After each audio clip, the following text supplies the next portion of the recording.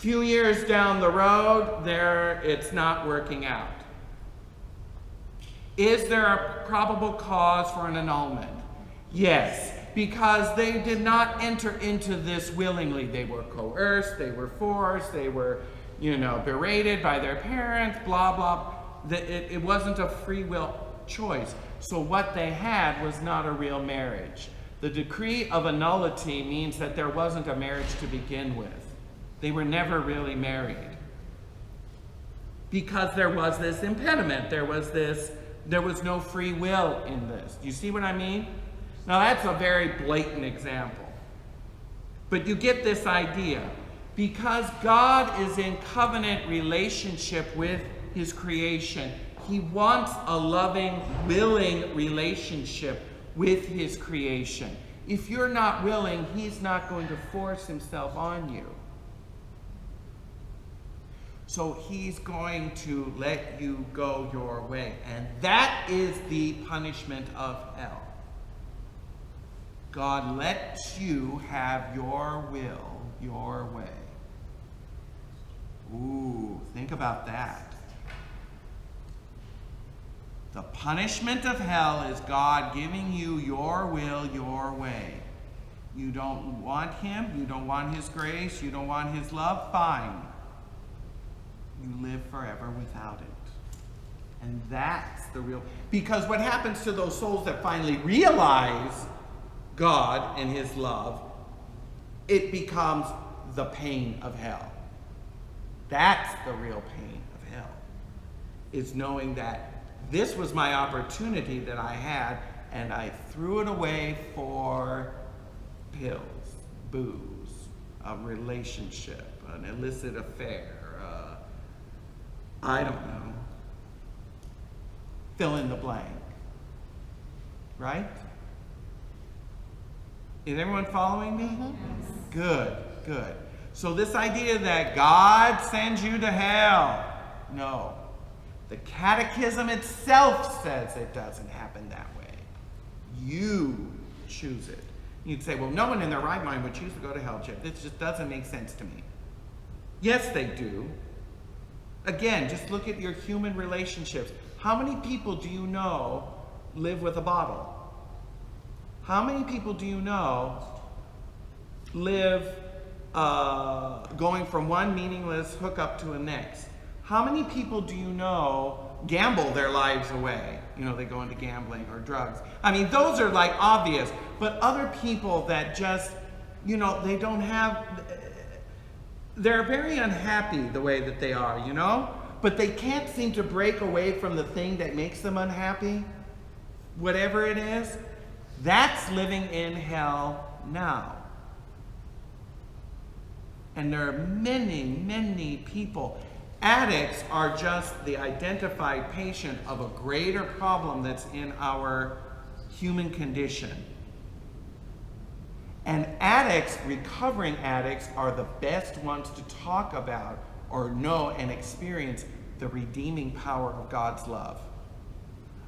Talk to anybody that's been through AA or NA or whatever, that's gotten off of cocaine or heroin or drugs or pills or whatever, and they will talk about how their life hit bottom and all of that, and what a hell that was, and now their lives are so much richer and different and better because of their recovery. Okay? That's a story of redemption. Okay? So it's like this exists around us now. We think of hell as something outside, and it is, and it's an eternal reality, but we realize that people live in a hell right now. And here's the real spooky thing about it. You can't do a darn thing to help them. You can't. And any recovering addict will tell you the same. People used to talk to me, get off the booze, do this, and I wouldn't listen to them until what? They hit rock bottom. They hit where they couldn't go up anymore. And that's when they cried out, and that's when they got help.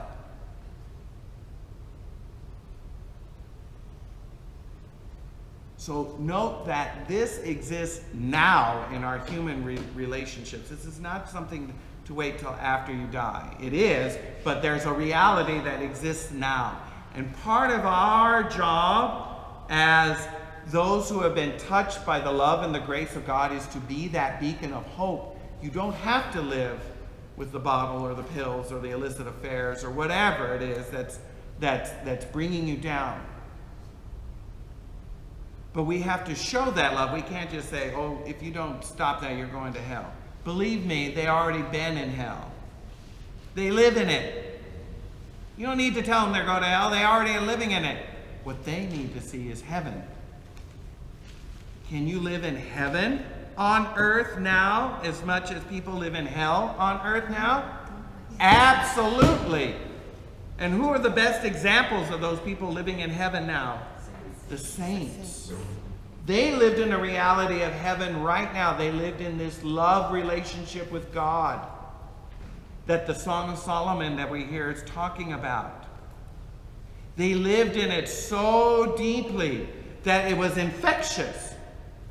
You didn't have to, and I've said this before, I'll keep saying it again because, you know, it's always worth repeating. No one, Mother Teresa didn't ask for press conferences. People didn't come to her. She didn't have to go on the nightly news to get people to come to her order. You know, her life was such that it attracted people. They wanted to know what this little Albanian nun was doing in India that was attracting so many people.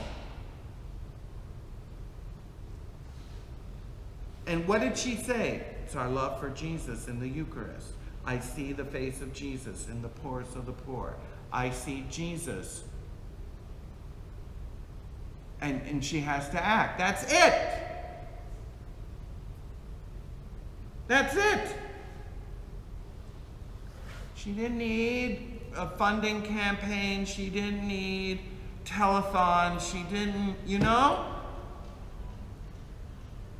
If the order needed something, you know what she did? She prayed. It's the same thing with Mother Angelica. God told her to build a television station. Poor Claire Nunn, not a dime to her name. How are you going to get all this equipment? You know what she did? She went before the Blessed Sacrament. She said, all right, Jesus, you really want this? You pay for it. There's nothing she could do. Right? Later in life, she felt the call to build a temple to the Blessed Sacrament in honor of the Blessed Sacrament. You know what she did? She prayed. Lord, you want this? You find the land, you get the money, you build it. Guess what happened? There were donors and stuff. Boom. Hansfeld was built. Shrine to the Blessed Sacrament. Poor Claire Nunn, not a dime to her name, did all of that.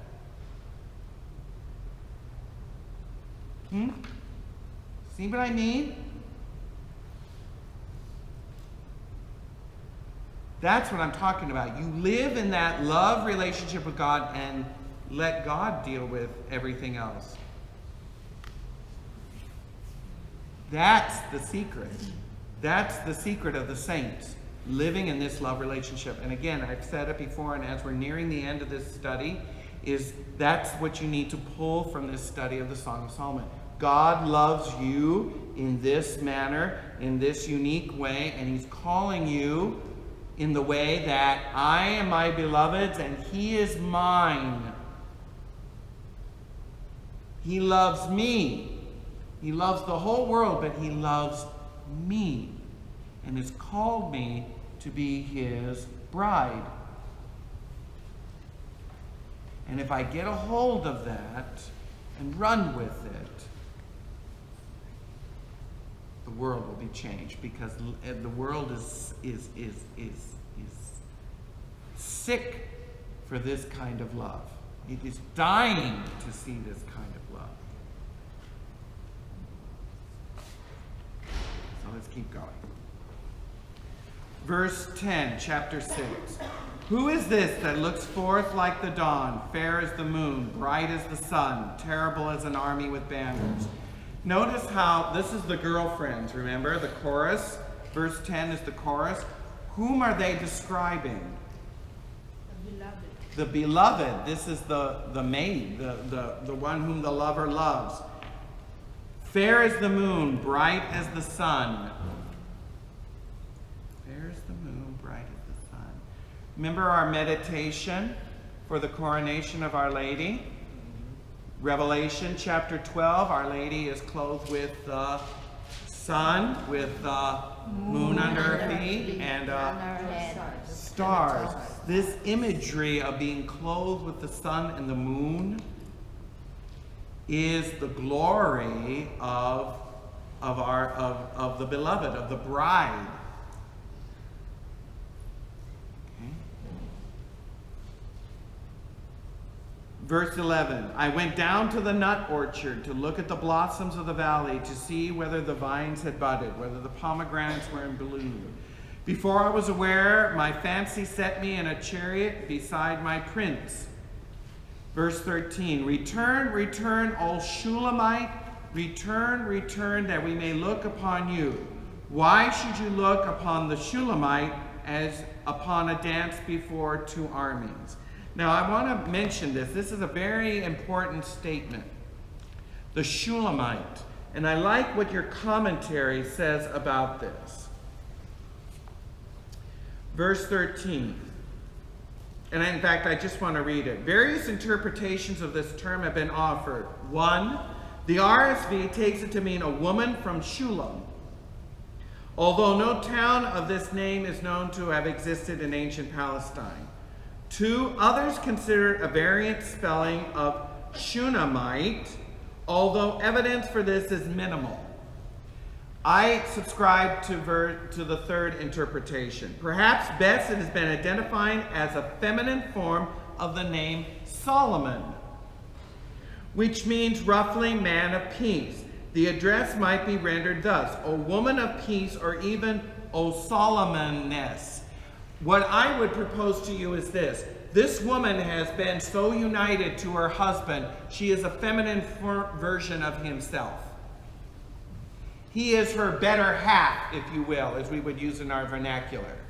They are so united, I am my beloved's and he is mine, that she is a feminine form of himself. It is the completion, it is the reuniting of Adam and Eve again. That which was taken out of Adam is reunited in the person of Eve. When Adam and Eve are together, the full image and expression of the image of God in man has been realized. She is an expression of him, and he is an extension of her. And when a marriage is at its best, the two are one. Not just in name, but they become alike each other. Some people have even said people start looking alike. If you've known older couples who've been married for like 50 years, they start looking alike. They start acting alike. They've been so together and so united. They're like images of each other, right? You know what I'm talking about? It's cute, right? And I think that this is what this is talking about. She has been so united to her beloved that she's a reflection of him. She's a Solomon-ness. She is a feminine version of himself in her. Does that make sense? Yes. And this, I think, fits best with the metaphorical understanding. And I mentioned this last week. When we are so united with Christ, we become indistinguishable from him. We lose ourselves, but we gain the identity of Christ. He becomes incarnated in us.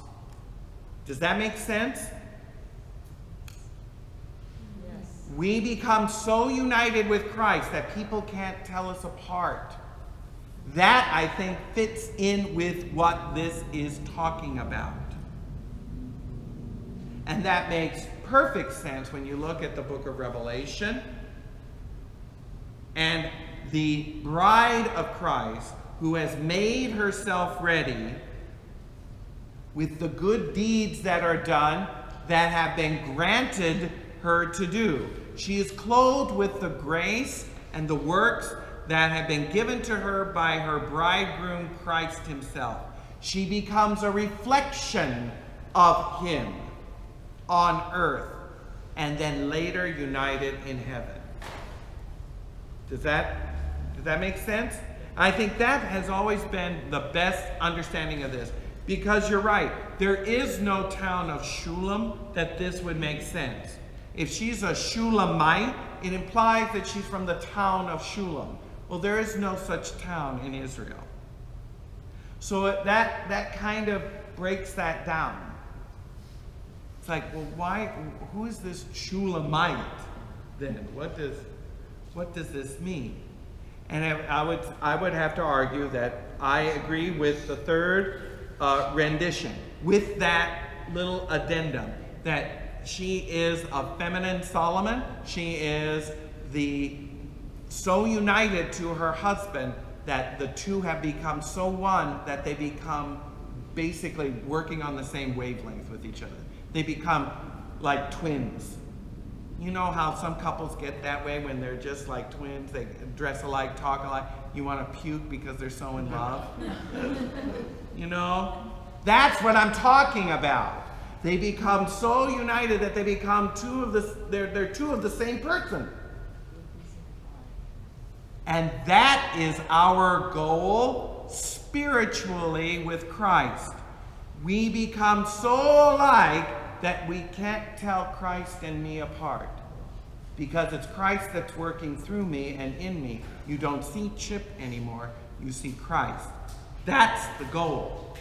To become so transparent to the love and the grace of God that us all people see. They don't see you, they see Christ in you. And this, by the way, my beloved, does not come overnight, nor does it come easily. I want to make that very clear. This comes through a lot of prayer, a lot of